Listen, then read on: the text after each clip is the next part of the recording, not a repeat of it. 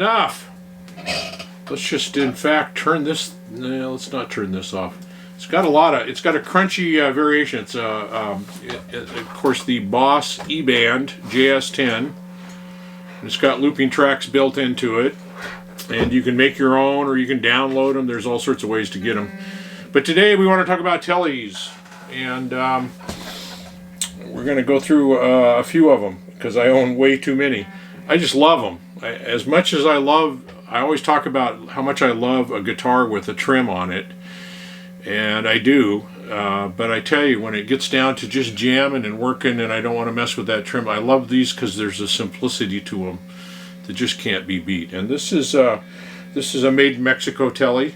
Nothing fancy about it at all. They tend to all be very close to the same, except for, well, there's a few with different neck profiles.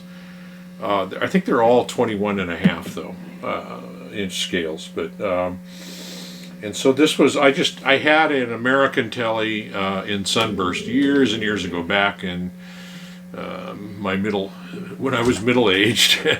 Yeah, probably about 1980 or so, somewhere in there. And I loved it, and I got rid of it, and I've always regretted it. So I always wanted a Sunburst Tele. So I shopped around, and here's a good example. I was at a store, one of the big box stores, and they had two of them, and they were like two numbers away from each other on the serial number, as we found out. And I was playing one of them, and I liked it just fine. It played pretty well, and a guy came in and said, "Oh, good, it's still here." And he grabbed the other one, and I said, "What's the deal?" And he said, "Oh, I played this one last week, and it's such a good version, such a good sample."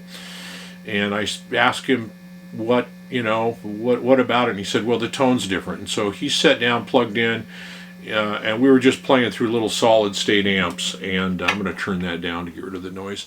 We were just playing through little solid state amps.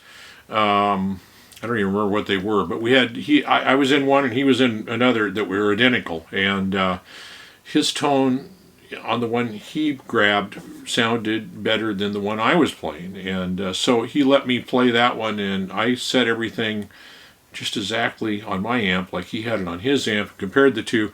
And there were two of these that were like two numbers apart on their serial numbers. Now this was probably 10 years ago. And there was a different tonality to them, and there was a different quality.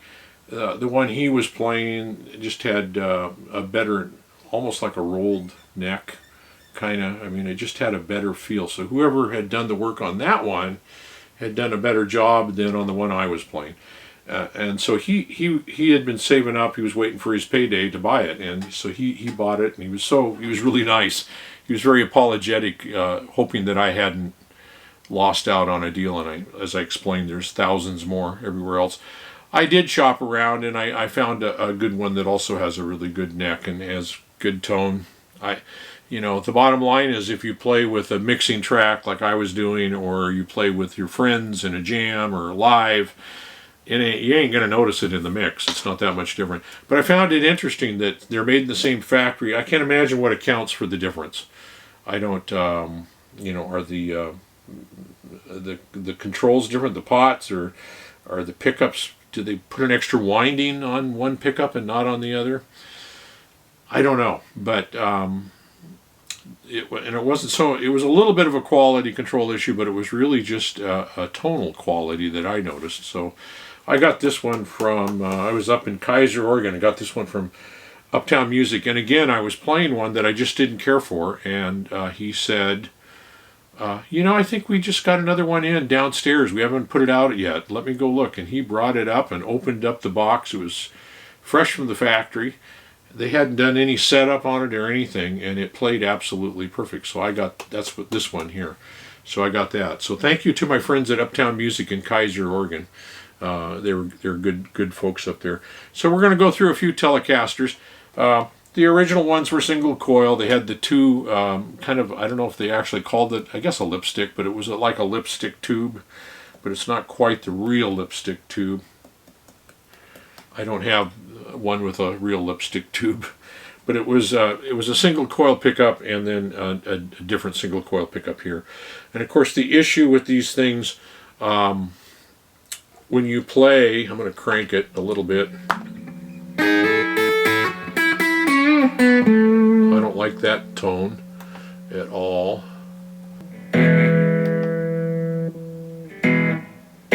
Oh, there's a pretty clean one. Well, little reverb or echo on it there. Okay, I found something, but it's still not to my liking. It's under soul, and it's more like a rockabilly kind of sound on this. But getting back to what I was saying here, the tone control is really important. And oddly enough, on some of these, I've had tone controls where it's the same old story. It's all or nothing. You have it cranked up in the treble position, and your ears will bleed with a Telecaster. So you want to back that off. And of course, on some of them, they back off, and nothing happens until you get all the way back, and then it's totally a muddy middle tone, mid-tone, muted kind of sound. This one is really, I've always been impressed.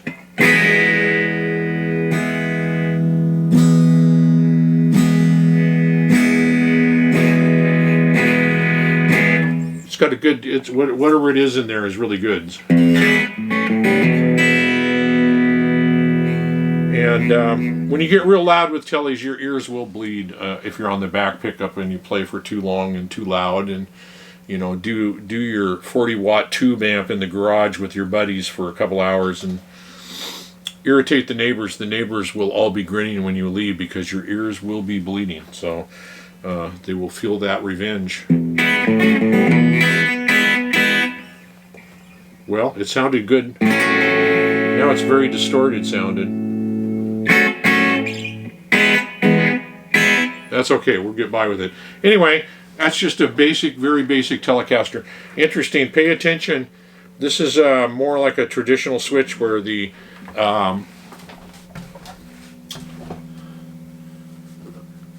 bridge pickup is back here, and in the middle position it's both pickups. In the forward position it's the neck pickup, and that's the way it should be. They have put out some where players didn't like, based on what players wanted, they didn't like it here. They wanted this part of it back here, so they moved everything forward so the controls are here and the switchers are here. And the next guitar I'm going to show you is that, I think, and there's a story behind it, I suspect. So anyway, that's that one. We're going to go with that for now and stop right there. And we're going to go through about 2 or 3 really, really quick.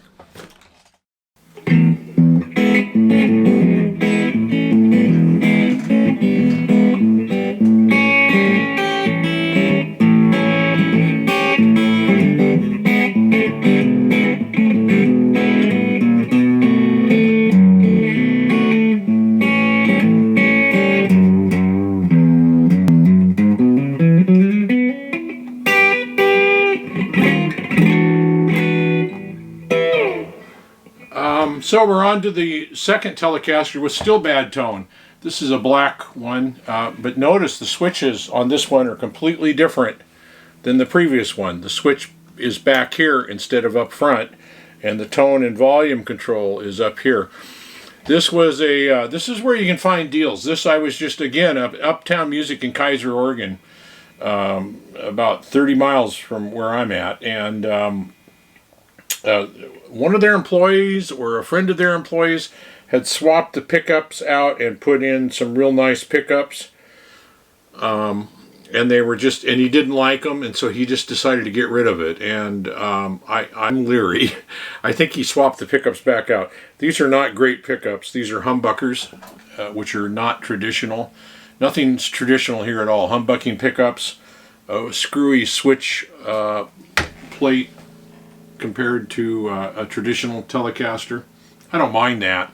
I understand the idea that most of the time people aren't switching their pickups that much for rock and roll,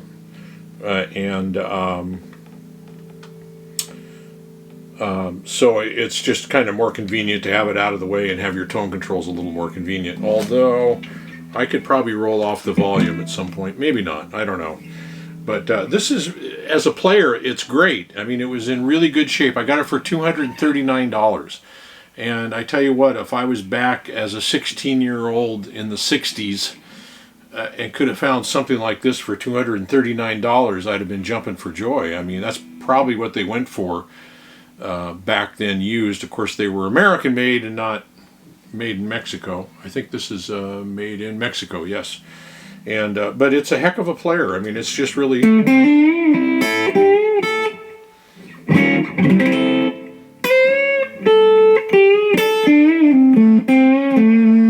Excuse the tone on this, but going through the E band here again.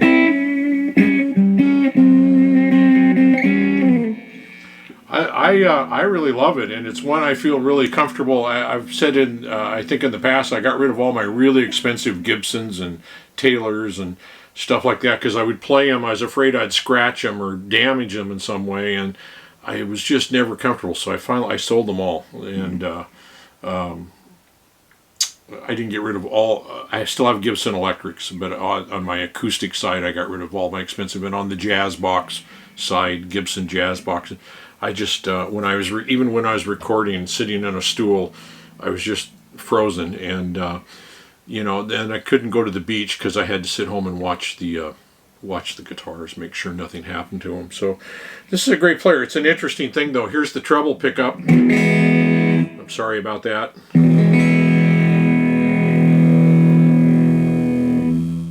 What else do we have here? Not much. The treble pickup, and I think their wiring's a little, something's funny.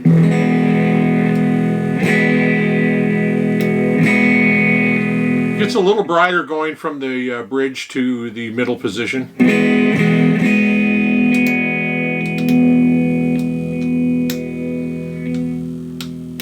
It's a 4-way switch.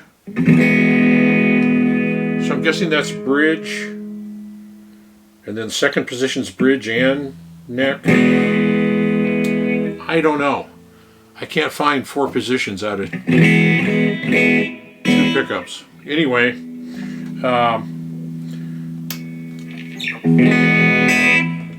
and when you go all the way up to the neck position, it's pretty sharp still. It's like the 3rd position is the neck, and the 4th position is back to maybe both pickups, or I don't know. But anyway, I got it for $239 with a gig bag, so I can't complain there. What a deal. That's same neck as the other one, except instead of maple, this one has the rosewood.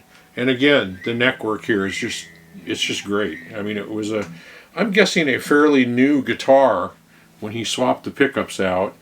I don't particularly care for these pickups, so they may be the nicer pickups, and I just don't have the ear to tell good pickups. If you're playing, you know, punk rock or heavy metal, I wouldn't know. These may be perfect pickups for that, but they sound like very basic, traditional humbuckers to me. And oh, I just shut that down. I can't believe it. You can even find metal. This is in the JS band. I've stopped talking about Telecasters. I have no idea what this might be. It's a metal song in A. I know nothing about metal. I listen to some metal guys because I think they offer a different perspective about how to set up gear and how to do stuff. And so I talked about that in my last video.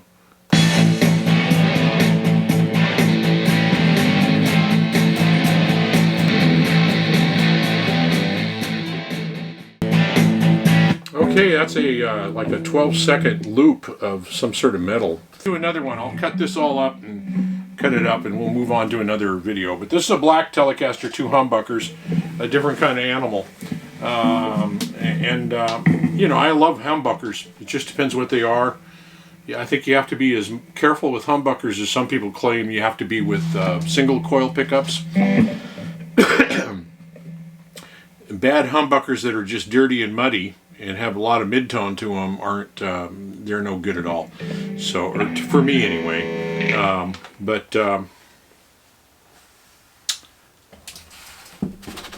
I love, I can't tell you my favorite humbucker.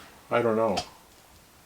Maybe, well, on the Reverend guitars, I like those humbuckers. And the Gibsons, the really good Gibson ones. I'll be showing those at another time later.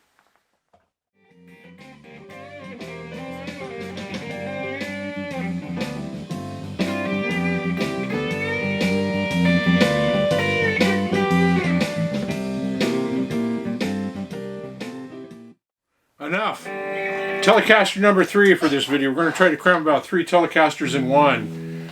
And then I'm going to finish, I think, with a couple of totally different sort of Telecasters. This is a Telecaster Thinline. Again, 2 humbuckers, a different sort of take on the setup. This is a totally different volume, tone, and the 3-way switcher at an angle up here. So it's not at all traditional Telecaster. I love the tone of this thing. I had to have this because my hero, Tab Benoit, a blues player, played him. I don't know if he still does or not. It's been a while since I've seen him, but and I thought, boy, what great tone. And he was running, of course, through a tube amp, and at the time I was using a little Fender tube. And well, listen to that noise. Take my hands off. Yeah, anyway, that's high, that's your high gain stuff there. So these are just really, I think, nicely made. This is also made in Mexico. And I think they actually make a Squier version of this. I've never played one, but you know, I've been anti-Squier all my life because when the original Squiers came out, they were like Cort. They were just really cheap and not well made and didn't feel right at all. So the new ones, I played a couple. I actually had a new one. What did I have? A Jaguar or a Jazzmaster? I don't remember. And it actually played quite well. And I gave that away to a nephew once removed or something like that, just so he would have a guitar to play. And anyway, the humbuckers in this, I don't know, I'm going to get up close and personal. You can see there's the 6 poles are offset in there on each pickup. And I don't know what's up with that. I don't know what that does. I don't know the technology there, but I love it. I love the sound of these humbuckers. And I don't remember what this was. This is one where instead of looking for it used, like I probably should have done, I bought it new because I just had to have it because I had been seeing Tab Benoit live, and I just love his music. So that's the third one. Yeah, well, let's look real quick before I leave. You can look at the wood here. It's really got nice, decent, it's got good wood stuff, as I call it, wood stuff. Good wood grain. Oh, there goes the camera trying to darken down on me. But